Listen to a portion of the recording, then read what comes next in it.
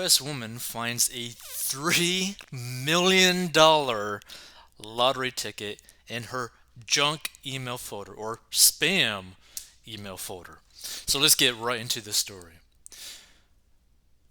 So a U.S. woman discovered she had won $3 million or $2.2 million euros from the lottery after checking her spam folder for an unrelated email.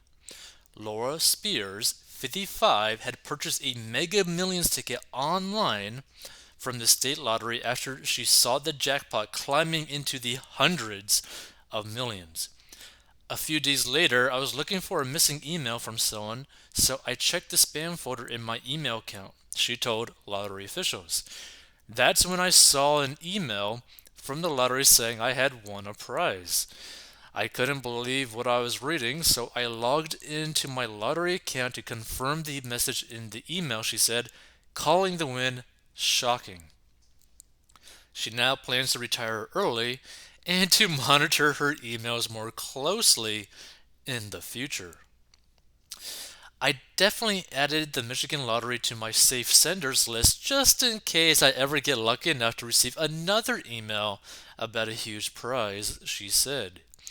So Mega Millions lottery tickets are sold for $2 in 45 states, and in 2018 a single winner in South Carolina walked away with a record 1.6 billion Mega Millions win. So feel free to give your thoughts on this. I thought this was just like a kind of like cool story to kind of like talk about. Now, let's say, for example, this lady ends up getting the 3 million lottery ticket. It's going to really depend on the type of lifestyle that she really wants and how much can she actually trust herself, right? Because a lot of people think like, oh, you win $3 million, then that means you're going to get $3 million. That is not the case. Because this is in the US, because she's going to be taxed at the highest tax bracket, you're more like thinking maybe she might really only walk away, just to keep it simple, like $1.5 million.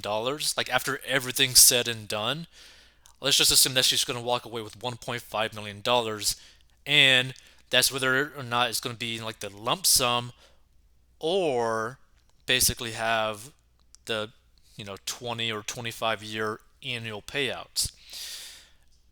And here's the thing, numbers wise, it is smarter to take the lump sum and then invest that money to produce some sort of income for you for the rest of your life, right? Especially if you don't need it, if you end up retiring early, all that kind of stuff, right? If you have some sort of income already coming in, you could actually just put that into investments that will compound, double, triple, all that kind of stuff, right? But if you're someone that is really bad at managing their money, I'm talking someone who's living like paycheck to paycheck, someone who keeps spending too much money on their credit card, somebody who keeps on going into debt, somebody who just basically seems to like never have any money in their bank account, that type of person, you have to take the annual sum, like the annual payment. And the reason for that is because you got to be honest with yourself and be like, wait a minute, I really can't trust myself. And because I can't trust myself, I need to rely on this basically new income stream every single year so that I could also work another job if I need to, right? Because basically, I don't know what the 1.5 million split between like 20 years or whatever would actually come out to be. I don't know. But basically, you could have that amount, live off that, and then just work a job for bonuses or like, put more money towards investments, all that kind of stuff, right? Or if you're able to manage your money correctly and you take the annual payments, you could literally live on that for the rest of your life, like, or at least the rest of the 25 years.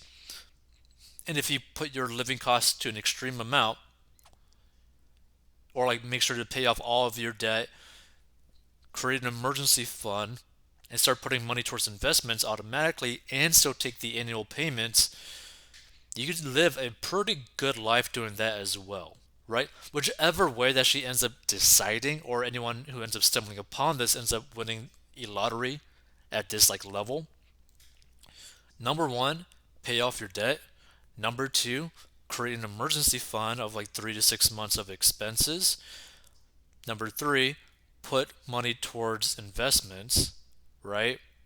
And number four, basically live a pretty reasonable life. Like, don't like think that you have like $1.5 million to spend now because you won this lottery, because you really don't.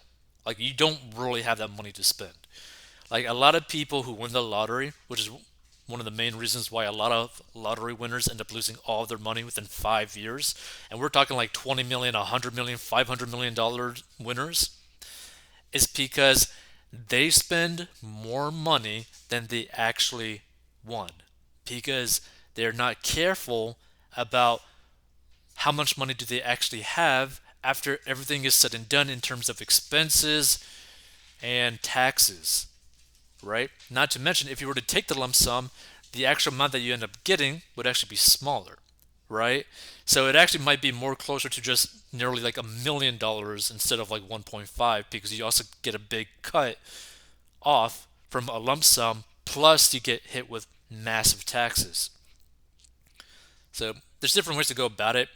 Definitely consider sitting down with a financial advisor, not so that they can manage the money or tell you exactly what to do, but to give you ideas, right?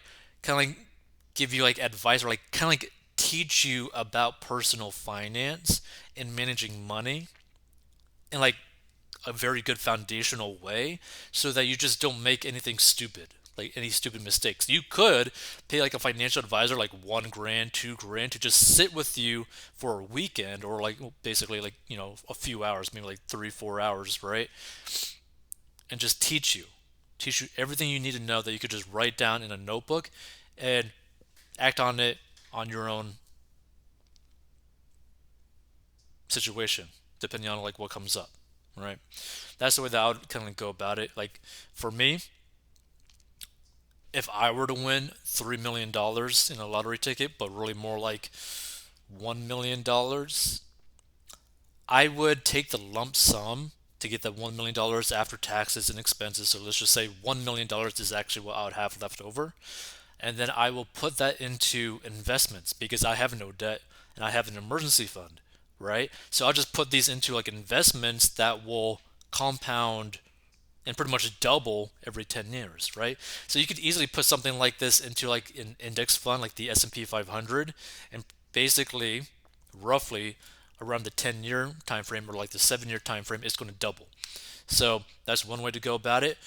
I might put some money into real estate. I might split it in half, right? 500 to an index fund, 500 to real estate, because real estate could offer you income, like a monthly stream of income that you could actually live off of. Like, if you were to like use $500,000 to basically buy a couple houses, or maybe even like a good idea that I recently listened to was actually by someone who ended up buying like basically like a trailer park lots, where you like spend a decent amount on trailer park lots, but it's pretty like hands off, and the amount of cash flow that you could end up getting from that is pretty insane. And again, is pretty hands off compared to like other types of real estate.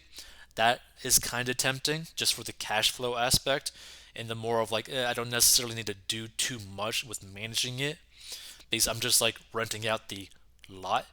That's like kind of a nice idea, but I like the idea more so of putting this money towards something like an index fund, like an S&P 500 index fund, that I could literally not really think about it ever again, right?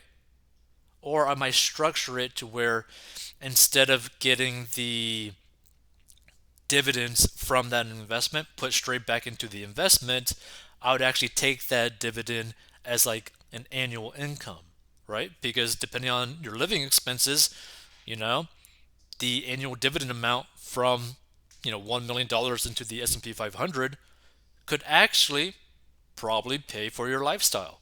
Again, it depends on your expenses, right?